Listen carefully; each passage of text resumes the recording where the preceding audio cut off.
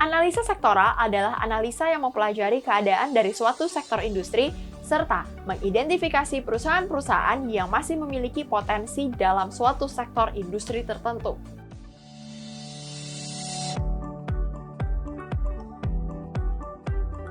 Halo kawan Visto, selamat datang di video EduFast.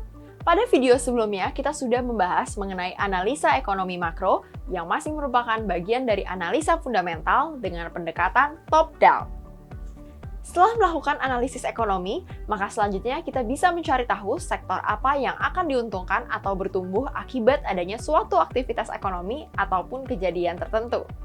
Analisa sektoral adalah analisa yang mempelajari keadaan dari suatu sektor industri serta mengidentifikasi perusahaan-perusahaan yang masih memiliki potensi dalam suatu sektor industri tertentu.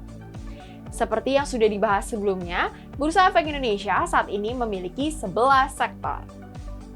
Masing-masing sektor ini pada umumnya bergerak secara bergantian, sehingga kenaikannya pun tidak akan sama besar antar saham dalam satu sektor. Hal tersebut terjadi karena masing-masing sektor juga tidak bertumbuh secara bersamaan. Ketika investor berhasil menemukan sektor yang sedang bertumbuh, maka pada saat itu pula investor akan menemukan potensi keuntungan yang lebih besar. Adapun tahap-tahap pertumbuhan suatu industri biasanya dibagi menjadi 4 tahap. Yang pertama adalah tahap perkenalan. Tahap ini adalah tahap awal pertumbuhan suatu industri. Biasanya, saat ini industri masih mengalami kerugian, penjualan masih sedikit, belum ada kompetitor, dan biasanya mulai melakukan investasi yang besar. Tahap kedua ialah pertumbuhan atau growth. Pada tahap ini, produk mulai banyak dicari-cari, mulai muncul ketertarikan dari kompetitor untuk bergabung dalam industri yang sama. Tahap ketiga adalah maturity.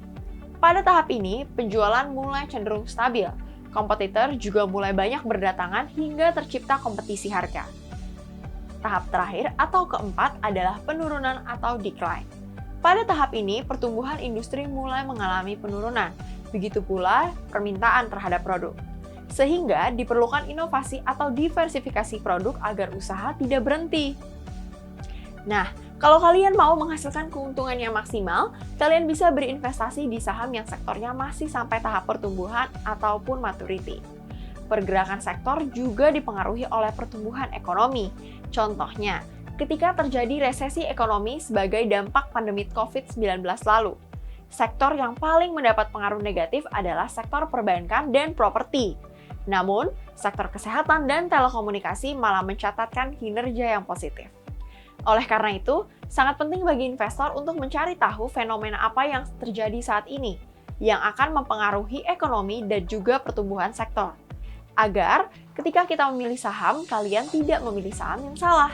Nah, setelah analisis sektor, langkah selanjutnya adalah analisis mikro atau analisis emiten. Simak video berikutnya ya. Salam investasiku for better tomorrow.